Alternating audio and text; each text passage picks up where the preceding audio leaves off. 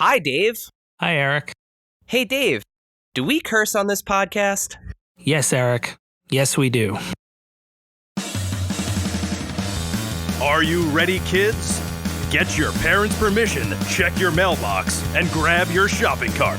It's time for the Adventures in Collecting podcast. I'm Eric. And I'm Dave. Welcome to Adventures in Collecting, where we talk toy news, culture, and hauls, along with our journeys as collectors. Hello, everyone, and welcome to the Adventures in Collecting podcast. I'm Dave, and I'm your host. And Eric has today off, which is why I'm doing the intro. But fear not, everybody, because we do have a special guest, and it is an awesome special guest. You may know him from his voyages in the Saurian II, landing in such places as Championship Wrestling from Hollywood and Bar Wrestling. He is one half of the tag team known as the RockNES Monsters. Our guest this week is Yuma. Thank you for having me. Welcome aboard. Thanks for joining us on the show this week. How goes things, man? Things are good, man. Things are good. We're kicking off the RockNES 10th anniversary tour. We've been a tag team for 10 years, been all around the world and around the galaxy, and we want to add a couple more stops. So we're ready to work hard. Right on. I love telling the story about our kind of how we met, but specifically how we met through toys. Like, that goes back to Bodie Rook. Yeah, no, when Rogue One came out, I was I had just started wrestling for CZW. Well, yeah, and technically it was my evil clone, but his memories are my memories. It's crazy, bro. But yeah, Rogue One had just come out, and the toys were like fantastic. And there was this wave towards the end there, like that came out post December. It came out like February, but it never actually hit. And so I was like struggling to get some of the really cool brand new characters that had awesome figures, and I could not find Bodie Rook anywhere. And he was like the last main guy on the Rogue One team. He was Rogue One. I had everybody but the pilot, and I was like stressed out about it. And then you and your brother happened to come through for me, and you guys got it, and I think you gave it to Sky, right? Yeah, I gave it to Sky. Yeah.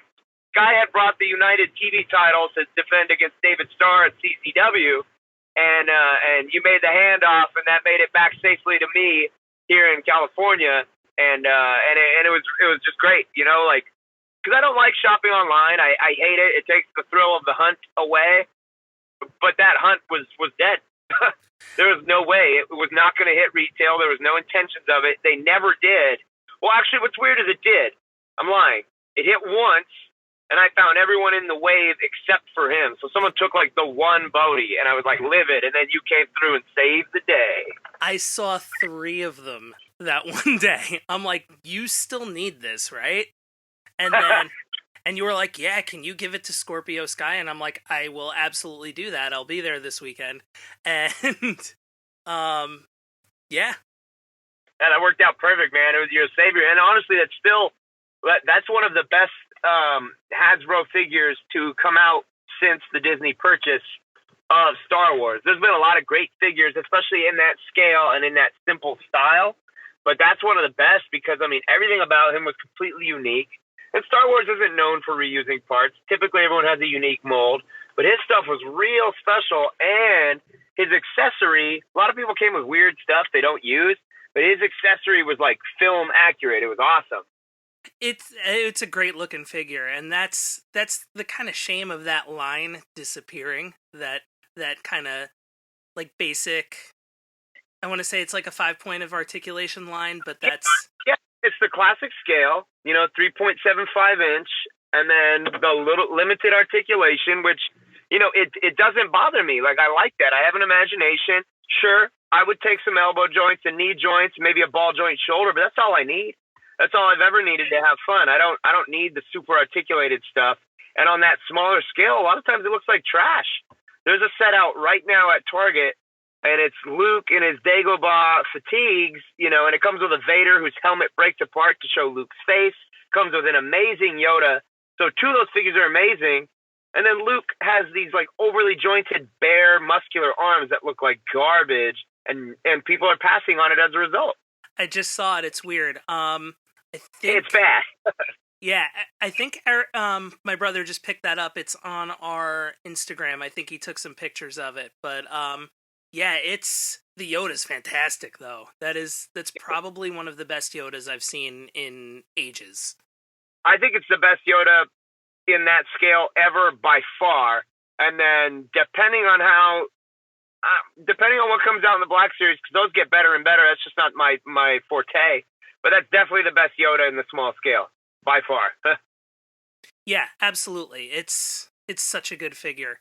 I've actually been thinking about every time I see them, I look at them, they remind me of like old WWE Hasbros, but I love that Galaxy of Adventures line. I'm thinking of hopping in. Oh, dude, you should. So that was the you know me, I like to hunt, and I like to hunt like a week or two before and see whatever early stuff gets put out that I can get away with. Mm-hmm. Just a little extra excitement and something I already love doing.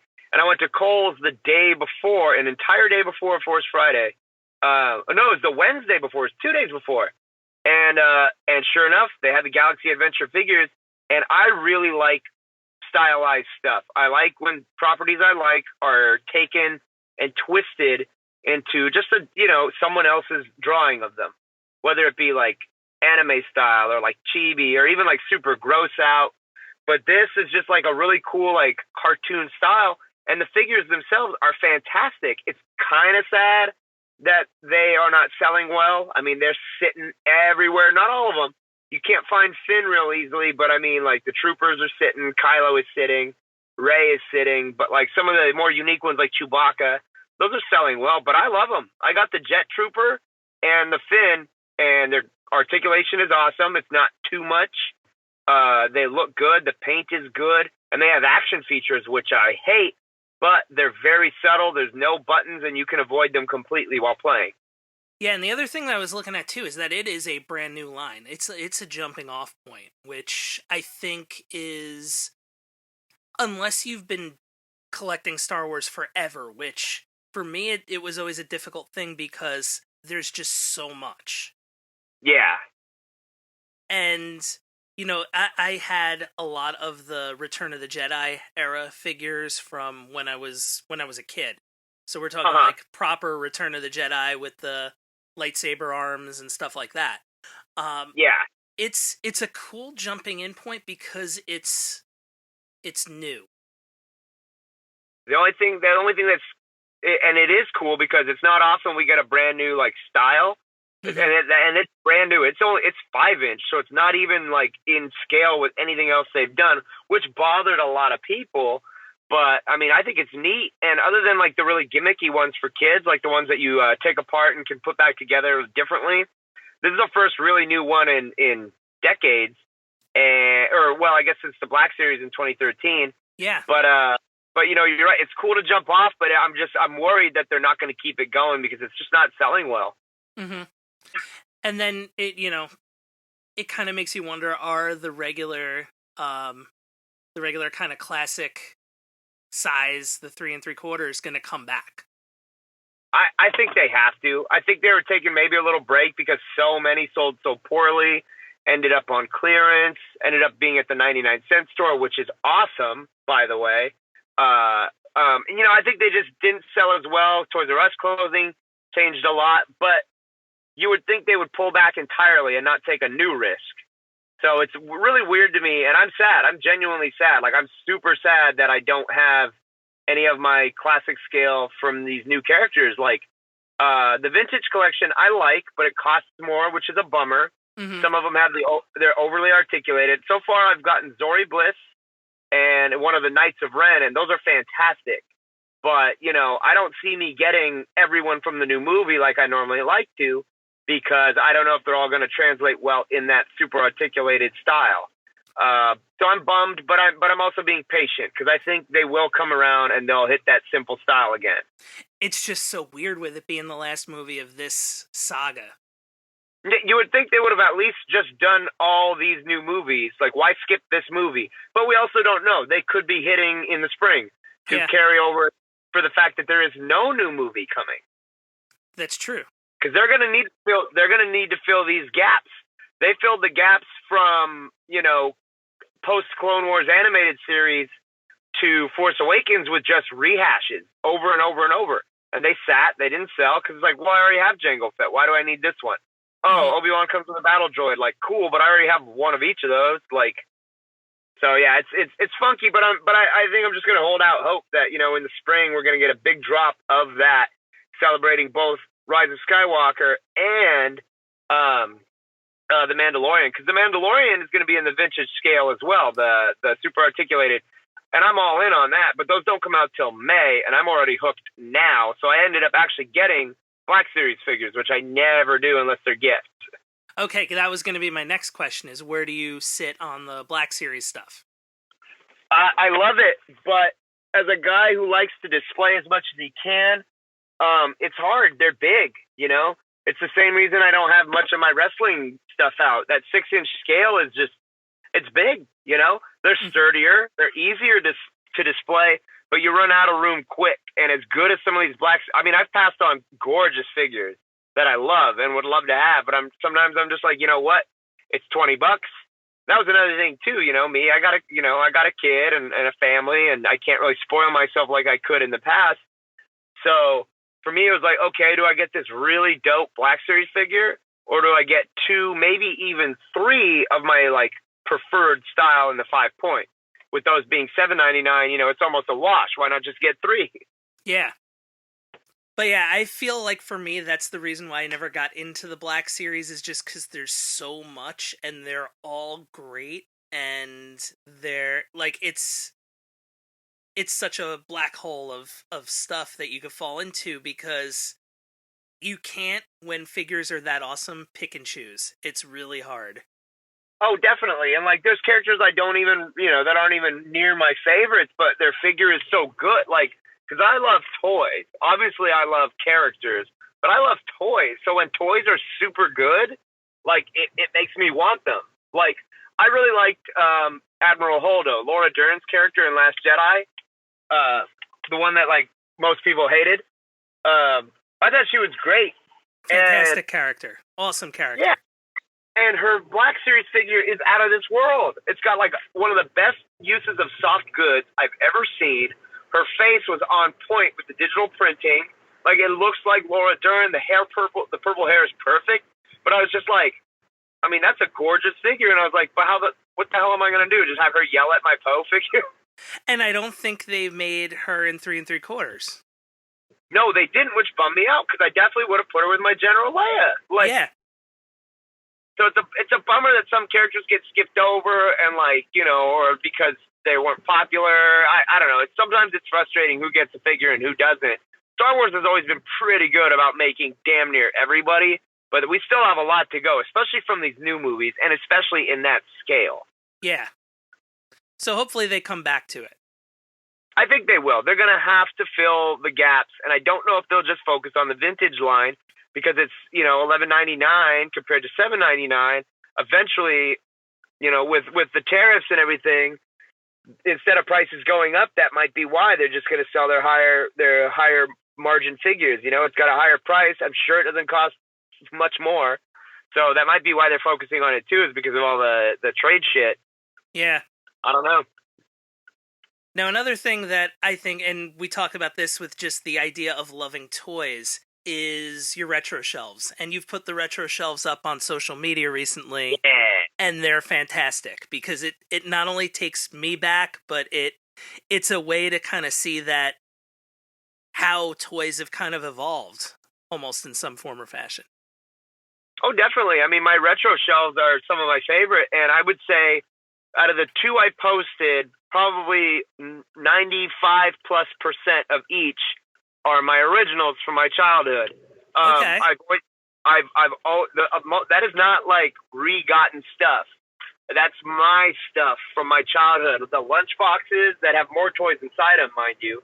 The lunch boxes are all original. I carried them to kindergarten every day.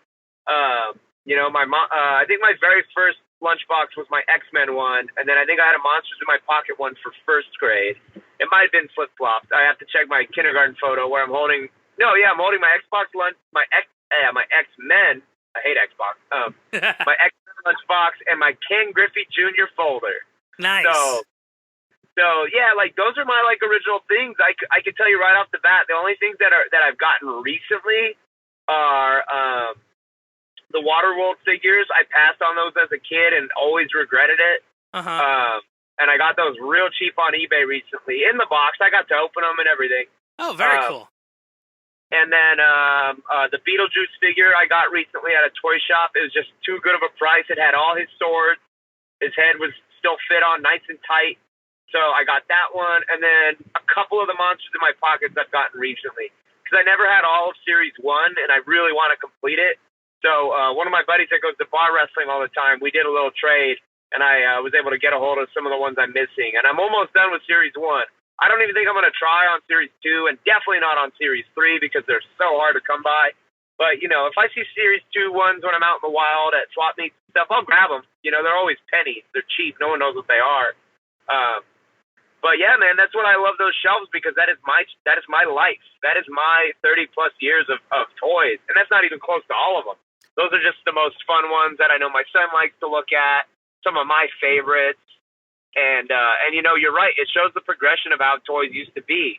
You know, really squat and stout with wide legs and overly buff to stuff that, you know, has almost no articulation to like mini rubber figures, you know. It really goes the spectrum of how toys have been since my childhood and how they've changed. And I love looking at them, especially the colors, man. Our childhoods were very, very, very vibrant, and I love it. Lots of loud colors in the 80s and the early 90s, for sure. One of the ones that I love looking at, because I never knew anyone else that had it, was Mask. I loved the cartoon. I had a lot of the toys. I destroyed a lot of them. I wish I still had them, but they were, like, I beat them up. I'll tell you what, those are two of the ones that are brand new for me. I never had Mask at all. I knew about it because I had some... these two neighbor boys, Jimmy and Jason, they lived 3 houses down from me, and they would babysit me sometimes. And they always had really cool toys. They were probably 3 years older than my sister, so like 5, 6 years older than me. And they had Mask, and I remember they always had Lego, like the best Lego shit. Like they had the space, the electro, and the magnetic stuff. Like they had like the actual monorail that worked. So they always had dope toys. And they had Mask, but I never did. Because I was only into pretty much, you know, dinosaurs and Ninja Turtles at that time. Like, because those were already gone by the time I started really collecting. I think that line died out in maybe 88. Yeah, around that. I think 88 or 89. And my first collection of stuff was 89 Turtles. So, but they had them still, and I played with them, but I never owned them. Same with Dino Riders. I never owned them, but one of my older friends had a bunch, and I would play with them at his house. So I've been trying to accrue those, but the Floyd Malloy in my collection, I actually got from my brother-in-law, my wife's older brother. He had given just like a little shoebox of Hot Wheels to my son, and there was 2 Floyd Malloys in there, and I was like, what is this from? Like, this looks familiar, but why does it have knee joints? That's what got me thinking. I was like, why does it have elbow and knee joints at this scale? What is this? What is this? What am I thinking of? And then so I just looked them up real quick, and I asked somebody on Twitter just to verify, and sure enough, it was Mask, and I was like, holy shit, why don't I own all of these? They were awesome, and that was one of the really cool things was at such a small figure, they did articulate. They had so much movement to them because you had to get them on or in the vehicles. Yeah, they had to fit in like a little helicopter or like a billboard that turned into a motorcycle, and you're right, they had great articulation for the size. There was a 2-inch scale, which recently Marvel had done that. It had started with the Guardians of the Galaxy 1 movie. They had a little 2-inch scale that had little vehicles, and I loved it. I have so many of them. That's like one of my favorite lines in recent years, and then they ended it after Age of Ultron because nobody bought those. But that's because that movie was fun, and nobody wanted anything from it.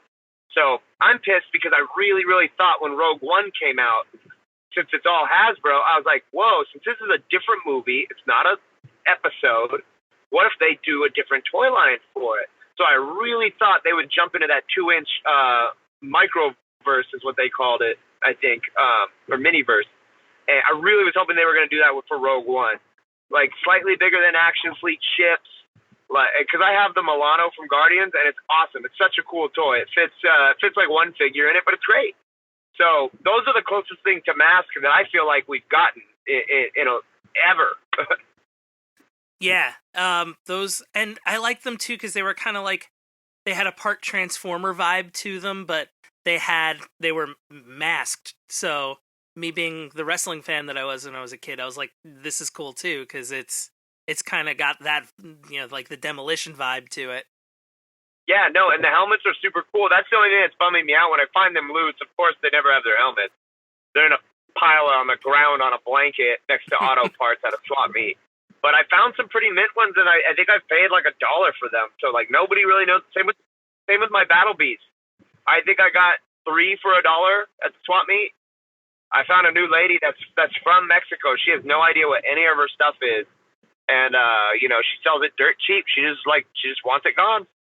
And she's always got new stuff.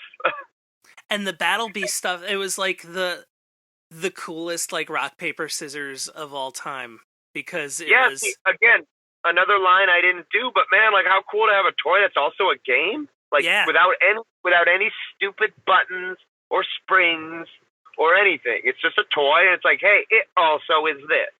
It was like a heat related hologram.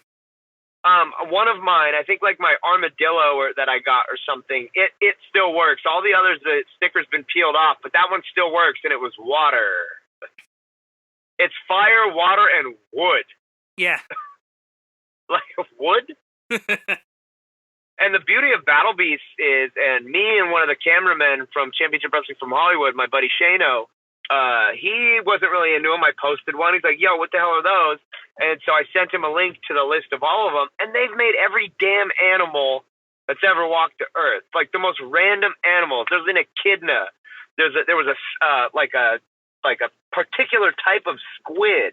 Like they would put arms and armor on any animal, and I love it. The first one I found was a koala, and I was like, this is the best. Yeah, they were insane. And it was one of those toys I remember I found one time, and then I never saw again. Like, I've got a couple packs of them, and I just never saw it in the stores again. See, and those are ones I never, ever remember seeing in stores. I remember early childhood at KB seeing Mask and seeing Dino Riders, like, towards its tail end on clearance, especially, in the baskets, in those white metal baskets, the little round ones that would sit in the middle of the store. Mm-hmm. They'd be in there. So I remember those, but I don't think I've ever seen a carded Battle Beast figure in my life in person.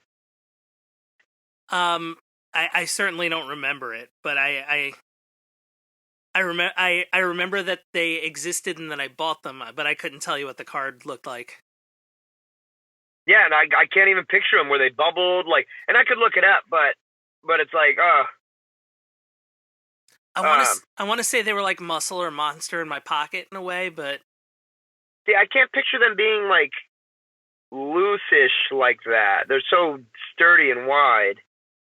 So another thing that kind of ties into that style of figure, or at least for me, and I think it's a super fascinating thing that you've done, and pretty awesome, to be honest, is you've made your own figures. And like little kind of those mini scale toys that are along the lines of like a Muscle or a Monster in my pocket. Yeah. Like what gave you the idea to do that, and how did it turn out? I've seen the pictures of the Saurian 2, which is your intergalactic shuttle, and yes. Also of he was like the little eyeball guy. But I forget his name. Well, let's do this. Since this is more about toys than it is about pro wrestling, let's break character. Let's let me be Andrew for a sec. So originally, I wanted to make some merchandise for Vermin, and I wanted something that nobody else was doing. I was like, man, like, and you know me, my favorite thing is toys. And I was like, what if I make toys? And I just started collecting this line of toys called Mutant Mania. They were these like wacky, like, imagine if Ninja Turtles had a pro wrestling league. Well, it did, actually. Yes. But in the comics it did. So, but take that and like kind of give it some gross out, you know, some boogers, some snot, some like, you know, bulging eyes. It was a really cool line. And then there was just this rat that was just had the best looking head. I was like, whoa. And the thing with these was they had a weird rubber, like not an O-ring. It was like, it was almost like a little peg, but it was flexible, and you would put the lower legs and then the torso and then the head on it, and you could swap them however you want. And I loved it. And then I started looking on Instagram. I looked up bootleg toys because one of the guys I followed made them, but his were all like, you know, just modding old Star Wars figures, you know, using vintage parts and making new characters and then casting them and reproducing and selling, you know, 50 of them, whatever. So I looked at his stuff and I asked him some questions, and he wasn't very helpful. And then so I just looked at people he followed, and I found a guy named Dollar Slice Bootlegs. And I asked him just a few questions, and he was completely helpful. And I was like, you know what? I'm going to give this a try. I'm going to make a little rat figure to sell at shows. And I'm going to put it in a little box. And I was like, I'm going to make some of them solid colors with like, you know, blind box. And then I was like, I'm going to fully paint some and charge a little more for those. And that's still my method. So what I did is I took 3 different pieces from 3 different of the mutants, and I cobbled them together into being a little rat wearing a denim vest and shorts, just like Vermin Johnny Yuma. And I named him Pee Wee Vermin, and I did a little bit of modding to the back to fill in the gap where the weird like rubber part was. And so I put a little work into it. And with a lot of trial and error, I ended up making a ton of them that came out awesome. And I was super proud, and they sold like crazy. I think I sold like 24 of them on the very first day. You know, not a big profit margin, especially with all the trial and error and the wasting of materials. And then my son was born, and with all the chemicals and stuff, I just kind of had to stop. And then when we had changed everything about RockNES, I was like, you can't be about space and not have toys. And I thought, what it was my probably favorite line of toys ever growing up, Micro Machines. And I was like, I have to make us a Micro Machine of our ship. And I'd already sketched out how I wanted our ship to look. I wanted it to look like a RockNES Monster. You know, I wanted it to look like a plesiosaur with a long neck, 4 fins, and a small head. It's super unique. Super unique look. And I think if you put it next to like a plesiosaur, you would get it. You'd be like, oh, I see it now. It's shaped like that dinosaur. And so, and I did that using pieces of some of my favorite ships, a little bit of grinding, sanding, modding, just retooling. And I had a brand new, awesome looking ship. And I tell you what, I couldn't have picked a more difficult shape to make. The venting required to make sure I didn't have air bubbles, getting that neck to fill in the mold.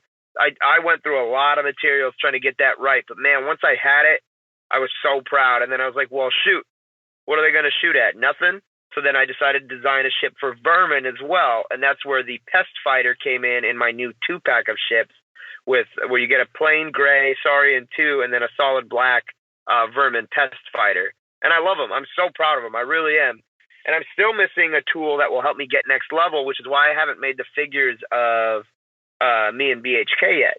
I have the original wax sculpts that my father-in-law did. He used to be a sculptor for Gentle Giant, animator for DreamWorks and Warner Brothers before that. So he's the fucking man. He is just the coolest and the best, most talented dude. And so we've got these little figures that I'm going to make, but I'm still missing one tool. And if I would have had it, it probably would have made the ships even better. But I'm proud of him. Same with my alien. His name's High Beam, the eyeball. Yeah. That was me. I got inspired by a He-Man character that someone made for a contest, and it never got made into a figure. And I love eyeballs. I always have. I just think they're just really cool looking, and they make me think of the 90s. You know, things just had bulging eyes. You think about Mad Balls. You think about Toxie's eye bulging out. So I decided to make us a little alien friend. So I made the Bloodshot Brawler from outer space, High Beam. So a little bit of a weed joke, and mostly just an eyeball with a knife. Yeah, but they turned out fantastic. I thought I'm stoked. Yeah, they were really cool. So is that something that you're obviously you're still going to be doing it? Yes. Awesome. Yeah. The figures are going to be next. They're going to be fully painted, and they're going to be only available as a 2-pack. You don't get to pick which one of us you like more. You either like RockNES or you don't. And then they each are going to come with. I made an alien thug to go with them. So every pack will be a figure of me and a figure of BHK, and then they'll come with a randomly packed alien Lagartisan thug. It's a race of reptilian aliens that speak Spanish. Now, are they going to be the same size as High Beam, or are they going to be more? No, so the figures are, I think, just like 2.5 inches, just below 3. High Beam is like 1.5 inches, and then the thugs are all just bootleg monster in my pockets, so they're all about the same as High Beam. So they're diminutive compared to us, but they're still a threat. Okay, so you guys are going to be in that like mask size. Yeah, but a little thicker. Like, imagine if muscles were just like a little bigger. Like, we're not quite Deca Keshi, and we're not Chibi Keshi. We're like right in between standard muscles and the Deca size, which are about 4 inches. So we're like kind of in the middle. And, I gave my father-in-law some reference figures, and, he was just like, you know what, I can't really sculpt as tiny as I used to. I'm going to do my best. And I was like, brother, I'm thankful for anything. And they came out great. I love them. And they're unique, They're our scale. Yeah, totally. That's awesome. So definitely everybody be on the lookout for those when you go to either Championship Wrestling from Hollywood or Bar Wrestling. Definitely. I want to get them out, by before the spring. They should have been done already, but we had a lot of stuff with a move, and I've been dealing with a lot of stuff from a car accident. So it's just a lot of stuff got in the way, and it really bums me out because I wanted them ready for our 10th anniversary tour.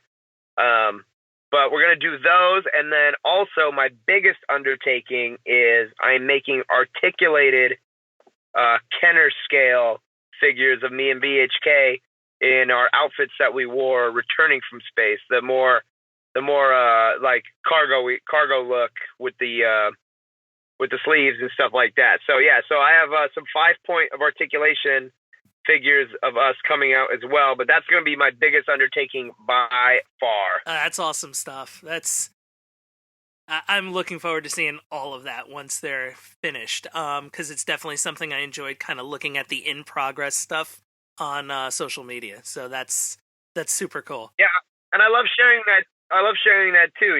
It's fun to see the process. And if it wasn't for a guy like Dollar Slice Bootlegs posting his process, I would have never been able to reverse engineer my own stuff because I was too afraid to ask questions. So I had gotten some stuff done just from watching their process backwards.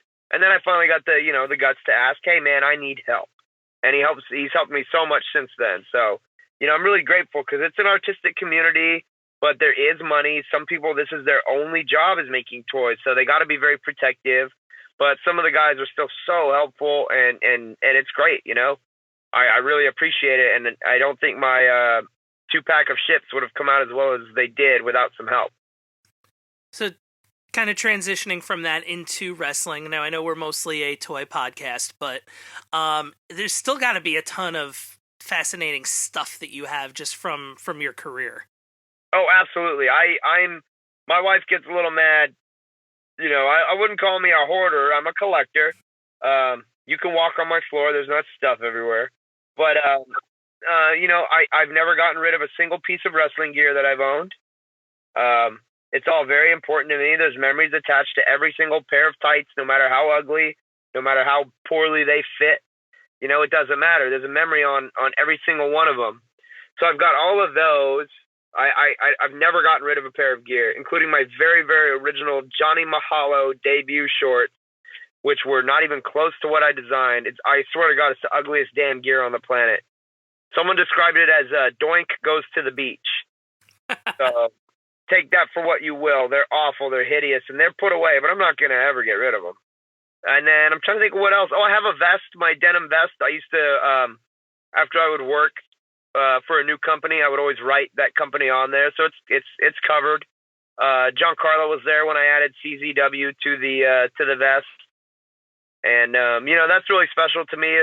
It's been around the world, literally, I even brought it to Japan. I didn't wear it, but I brought it, and it's been to Mexico. It's been everywhere I've been, and it's fun to have that. And I've got my Ribera jacket that me and Kevin got. We were taken to Ribera by Kikutaro, and when you go there on your own, sometimes you don't get a jacket, whatever. But when you have the referral basically of a respected Japanese wrestler, when they say, "Hey, these Americans are good, take care of them," we got fed and we got jackets, and so I've never worn it out. I think I put it on just the day I got it, and that's in my closet, and I'll never get rid of that either. A lot of people have kind of sullied the joy and the specialness of getting a Ribera jacket, but we worked our butts off, and we had the respect of DDT owner, the head of DDT at the time was Takagi and Kikutaro, and they were like, "Hey, take care of these Americans; they're really good," and so that felt good. Felt like I earned it. That's awesome. That's kind of the best kind of memories, is just the stuff that's kind of gone down the road with you, I feel. Yeah.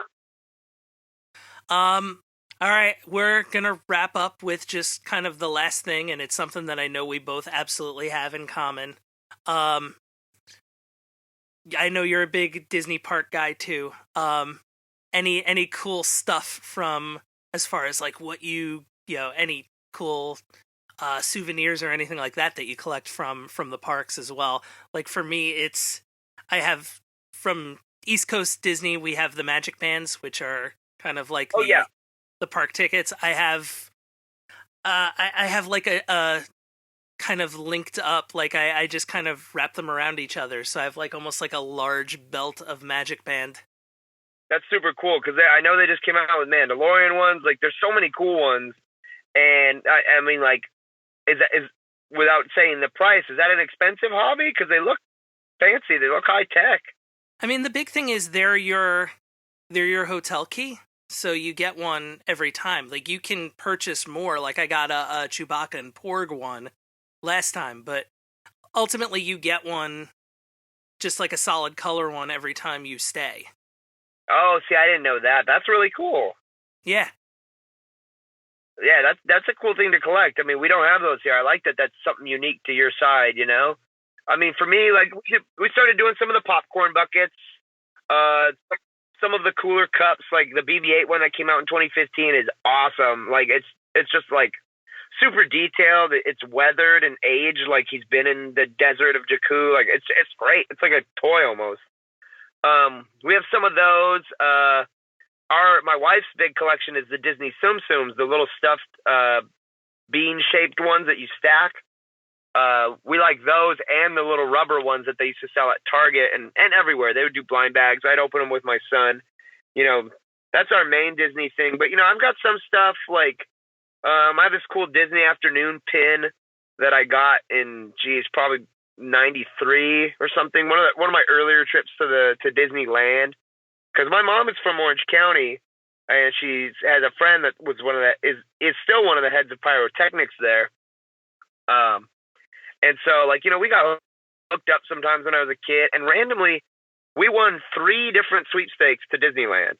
We won one from Vaughn. We won one from Vaughn's, which was a grocery store out here. I won in the magazine drive once, and then we won another one from the same Vaughn. So it was it's a trip. Oh no, that's right. One was from Vaughn's, 2 were from magazine drives, and so it was just weird. And I have a toy still. It's a Star Wars toy that I got at the Star Tours shop. I have a blaster that I got there when I was when I was in 2nd grade. And on that same trip, I got this book. And I don't know how to explain it. It's black and gold on the front, and it's just about everything Star Wars, from behind the scenes stuff to a huge chunk on merchandise. And for me, as a 7-year-old, that was my first look ever at the vintage figures. I don't know if you remember that big yellow back display of every figure that they made for in the vintage line. Yes. It was that one that was on the back of something. So that was a 2-page spread in the book, and it told you who every character was. And I lost my mind. That was my Bible as a kid. I would stare at that 2-page thing over and over and over. So that's probably honestly my favorite piece of anything I've ever gotten at Disney, and I probably could have gotten it at Walden Books or something, but I got it there, and it's still with me. It's on my shelf right now, and I love it. And, hopefully my son had we go to Disneyland a lot, not as much as we used to, but we've gone a lot, and he loves it. And I really hope he, has some treasured memories and some stuff, because, we buy him stuff, and he likes it. He plays with it. Oh, I just thought of something else. I have still the original decoder card for Indiana Jones and the Temple of the Forbidden Eye. When the ride first opened, the line was like super interactive, and AT&T home phone service at the time had these cards you could get if you went to one of their locations or whatever. And we knew we were going to Disneyland. Indiana Jones was opening like a couple days before that, and so we went and we got the cards. And because we had AT&T, so we got the cards when my dad went to pay the bill or whatever, and it has a decoder, so you could read all the hidden messages in line at on the ride, and it's crazy. And what sucked is like the main big chunk, all it did was tell you to get AT&T for your local and long distance. It's like the Christmas Story. Drink your Ovaltine. Dude, it was literally drink your Ovaltine, but in the coolest like line queue ever. Yeah, that's one of the rides that last time I was out there, I was like, or the first time I had gone out there since I had seen Indiana Jones. I love that ride. That's fantastic. I heard they're going to revamp it for ahead of the 5th movie coming out, so I can't wait, because I was hoping they would add maybe like a minecart coaster like the one in Europe. Mm-hmm. But I mean, I don't know what. Hopefully they don't change the ride too much, because I love it. Yeah, it's great. The thing I got to see at some point is Haunted Mansion. You've never come? Not during Halloween, no. And I love Nightmare Before Christmas. Oh yeah, dude, that's money. It's so fun. It is so cool. Like it just is. It just works, and it's great, and it's fun. My son loves it. He loves to see Santa Jack, as he calls him. So yeah, you definitely got to get out here between Halloween and Christmas, because it's awesome. Yeah, it's on the list. It's something I got to do. All right. Well, thank you. Thank you for being on the show. Anything coming up in the month of December that we've got to look out for, where we can find you? Well, you can find me on December 19th at the absolute very first showing of The Rise of Skywalker. I will be seeing that with my wife and my homies, especially the big homie Watts. We're going to be there. But before that, I should probably mention that RockNES Monsters are heading to China. We're landing the Saurian 2 in Shenzhen, China for Middle Kingdom Wrestling's biggest show of the year, Bash at the Bay 2. We're going to be in tag team action in China, making our Chinese debut. This company's awesome. Independent wrestling is super small there still, but it's growing, and they're on the forefront, and we're really excited to be a part of that. Very cool. All right. Well, thank you, and we'll keep an eye out for Championship Wrestling from Hollywood and Bar Wrestling as well. Oh, yes, and then, of course, follow me on Instagram and Twitter at Yumabooma, YUMABOOMA, and then you can also check out my son's meme page, My Son the Meme, all one word, on Instagram. All right, thank you very much, and maybe we'll do this again sometime. We'll do a part 2. I hope we do. Thanks, buddy. Thank you, dear listener, for hanging out with us today. Subscribe, rate, and review us wherever you listen, and then tell your friends to do it. Thanks also to Joe Azzari, the golden voice behind our intro. Our music is Game Boy Horror by the Zombie Dandies. Find more about them both on our show notes. Follow us on social media at AIC_podcast on Instagram and Twitter. Stop by and say hi, show us your toy hauls, and share your toy stories. Maybe we'll talk about it in a future episode. Don't try this at home. Void where prohibited and some assembly required. Each sold separately, not a flying toy. Consult a physician if your toy run exceeds more than 4 hours. This has been a non-productive media presentation. Executive producer, Frank Hablawi. This program and many others like it on the Non-Productive Network is distributed under a Creative Commons Attribution Non-Commercial No Derivatives license. Please share it, but ask before trying to change it or sell it. For more information, visit non-productive.com.